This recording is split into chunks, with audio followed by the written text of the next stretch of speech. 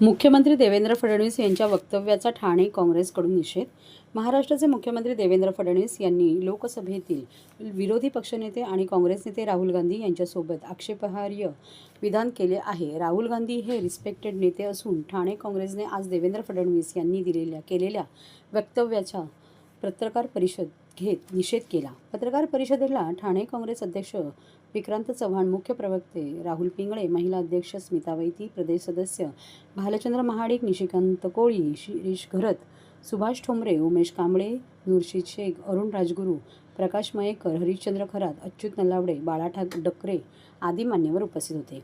Rahul Gandhi rejected नेते नसून देशातील रिस्पेक्टेड नेते आहेत. ज्यांना महाराष्ट्र राज्यातील समस्या सोडवण्यात येत नाही ते राहुल गांधीबद्दल वक्तव्य करत आहेत. जेव्हा उद्धव ठाकरे मुख्यमंत्री होते तेव्हा महाराष्ट्र राज्य 5व्या नंबरवर होता.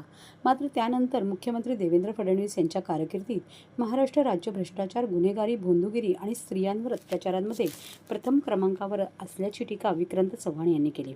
मुख्यमंत्री देवेंद्र फडणवीस यांची खुर्ची डळमळीत झाली आहे. लवकरच कोणीही तरी नवा चेहरा आपल्यासमोर येईल. देवेंद्र फडणवीस सगळ्या बाबतीत बॅकफूटवर आले आहेत. कुठल्याही प्रकारचा विकास होत नाही. शेतकऱ्यांसाठी कोणतीही उपाययोजना होत नाही. लॉ अँड ऑर्डर विस्कळीत झाले आहे. राहुल गांधी यांच्या नेतृत्वाखाली आजही अनेक राज्यात काँग्रेस किंवा आघाडीचे सरकार आहे. राहुल गांधी यांच्यावर टीका करण्याची मुख्यमंत्री देवेंद्र फडणवीस यांची तितकी उंची नसल्याची टीका विक्रांत चव्हाण यांनी केली आहे. जी त्यांना शोभत नाही. वास्तविक रिजेक्टेड माल सगळे त्यांच्या कंपूत आहेत. तुम्ही बघाल तर जेवढे काँग्रेसकडनं रिजेक्टेड माल आहेत, समाजातून रिजेक्टेड माल आहेत, ते सगळं त्यांच्याकडे जमा झालेले आहेत. ते स्वतः आता रिजेक्शनच्या मागे लागलेले आहेत, रिजेक्शनमध्ये आलेले आहेत. आणि एकीकडे पंतप्रधान मोदी हे लोकसभेतील विरोधी पक्षनेते राहुल गांधी यांच्याशी समरस असणारं वक्तव्य जेव्हा करतात, राहुल गांधी म्हणाले होते की अर्थव्यवस्था बिघडते, आपल्याकडे टंचाई वाढणार आहे, त्यालाच हे करून त्यांनी मोदींनी ती लाईन पकडून सांगितलेलं आहे की सध्या आपण सोनं वापरू नये, आपण गॅस कमी वापरावा, डिझेल पेट्रोल कमी वापरावं. म्हणजे जे मार्चमध्ये 8 मार्चला राहुल गांधी म्हणाले की ही टंचाई आपल्याला उद्भवेल, पुढे आपण तयार राहिलं पाहिजे, युद्धाची झळ आपल्याला पोचेल, त्याच लाईनीमध्ये हे करून मोदी म्हणाले. वास्तविक यांना फडणवीसांना तेवढं कदाचित भान राहिलं नसेल किंवा ती त्यांच्या IQ त्यांच्याकडे नसेल. आणि म्हणून दुसरीकडे जेव्हा त्यांच्या विरोधात रान उठायला लागलंय, महाराष्ट्राचं नाव खराब व्हायला लागलंय की महाराष्ट्र 1 नंबरचं भ्रष्टाचारी राज्य, महाराष्ट्रामध्ये लॉ अँड ऑर्डर बिघडलेली आहे, त्यामुळे त्यांनी या चुकीचा शब्द वापरून, म्हणजे ज्याला म्हणतात अनपार्लमेंटरी शब्द, अभद्र शब्द वापरून त्यांनी, वास्तविक ते ब्राह्मण आहेत आणि ब्राह्मणाच्या तोंडून अशा त्यांनी वेदाज म्हणायचे असतात, त्यांनी असे शब्द वापरले. त्याचा ठाणा काँग्रेस निषेध करते. करावा निषेध तेवढा थोडा आहे. त्यांनी महाराष्ट्राकडे लक्ष द्यावं. महाराष्ट्रामध्ये शेतकरी बेहाल आहेत, विद्यार्थी बेहाल आहेत, लाखो विद्यार्थी पास झालेले आहेत, त्यांच्या ॲडमिशनकडे लक्ष द्यावा. नोकऱ्या मिळत नाही आहे, बरेचसे उद्योगधंदे बंद पडत चाललेले आहेत. ज्या उद्योगधंद्यांना त्यांनी प्रॉमिस केलं होतं जे येणार महाराष्ट्रात, ते आलेले नाहीत. आणि कॅगने रिपोर्ट दिलेला आहे. जातीय सलोखा बिघडलेला आहे. लॉ अँड ऑर्डर, रोज खून, मारामाऱ्या, दरोडे, महिलांवरती अत्याचार, बोंधू बाबांचे अत्याचार, हे सगळं वाढत चाललेलं आहे. लहान मुलांवर अत्याचार होत आहेत, पॉस्कोचे केसेस दाखल होत आहेत. या सगळ्या गोष्टींकडे लक्ष द्यावा. त्यांनी अनेक IPS अधिकारी हे ठाण मांडून आहेत 10-10 वर्ष, 5-5 वर्ष. वास्तविक त्यांच्या कारकिर्दीमध्ये जर लॉ अँड ऑर्डर शहरांमधली बिघडत असेल, गावांमधली बिघडत असेल, परवा SP कुलकर्णी, SP जोशी यांच्याही बाबतीत तसं घडलं. कलेक्टर पकडला गेला आहे तिकडे, जिल्हाधिकारी.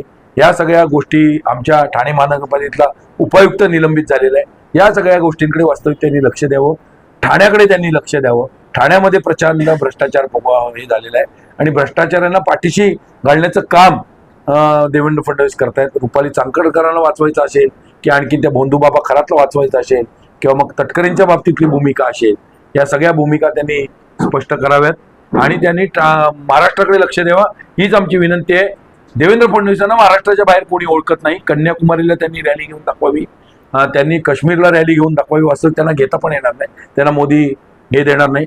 त्यांना कुठेतरी मोदींवरचं जे प्रेशर वाढलंय आणि अमित शहावरचं की यांना बदलावं, ते प्रेशर कमी करण्यासाठी कुठेतरी योगींबरोबर आणि ते चव्हाण, कोणते चव्हाण मध्य प्रदेशचे, हे सेकंड टीम म्हणून पुढे येत आहेत. तर ती हे कणी कापण्यासाठी आणि आता विनोद तावडेंना पाठवलंय राज्यसभेवर, म्हणजे संकेत दिलेले आहेत काल परवा आमच्या हिला माधवी नाईकला पाठवले, संकेत दिलेत हायकमांडने की तुम्हाला कुठेतरी बदलावं लागेल आणि तो दबाव कमी करण्यासाठी त्यांनी हे बेताल वक्तव्य केलेलं आहे. या वक्तव्याचा ठाणे काँग्रेस निषेध करते. ते केरळमधून निवडून येऊ शकतात, राहुल गांधी मुंबईमध्ये राहिले तरीही निवडून येऊ शकतात, अमेठीमधून निवडून येऊ शकतात. तर माझं म्हणणं आहे काय की नागपूरमध्ये यांनी मुंबईतून येऊन उभं राहून दाखवावं आणि मुंबईतून निवडून येऊन दाखवावं. आम्ही समजू हा महाराष्ट्राचा नेता आहे किंवा पश्चिम महाराष्ट्रातून निवडून येऊन दाखवावं फडणवीस साहेबांनी. तर मोदींनी सांगितले पेट्रोल डिझेल वापरा. नाही, आता बैलगाडा वापरायची वेळ आलेली आहे आणि त्यांनी मंत्र्यांच्या गाड्या कमी कराव्या ना, स्वतःच्या स्क्वॉड मधल्या गाड्या कमी कराव्या. मंत्र्यांना ज्या 10-20 गाड्या देतात, इंधनाचं बचत करावी, 2च गाड्या ठेवाव्यात मंत्र्यांच्या मागे आणि पोलिसांच्या 2 गाड्या, 3-4 गाड्या बस झाल्या.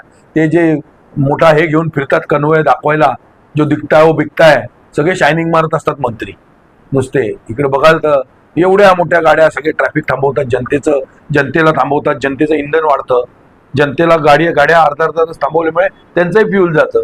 या सगळ्या गोष्टींचा विचार आधी मोदींनी करावा. मिनिस्टरांच्या गाड्यांमधला ताफा कमी करावा, अधिकाऱ्यांच्या गाड्यांमागचा ताफा कमी करावा. अधिकाऱ्यांनी पण रिक्षाने फिरावं, अधिकाऱ्यांनी पण सायकलाने फिरावं. म्युन्सिपल कमिशनर असेल, IPS असतील, यांनी पण सायकल, आता जसे ह्याचे इंग्लंडचे पंतप्रधान किंवा अमेरिकेचे पंतप्रधान सायकलवर फिरतात, ओबामा, आता तसं यांनी पण सायकलवर फिरावं. सायकलवर फिरण्याचे दिवस आले. त्यांना गरज लागली तर आम्ही बैलगाड्या पण देऊ त्यांना. माझी गावी पण एक बैलगाडी आहे स्वतःची आणि वाड्या बिड्यावरनं मागू आपण बैलगाडीने प्रवास. आता देशाला दुसरा काय पर्याय उरलेला नाही. तर देशाची परिस्थिती नाजूक आहे.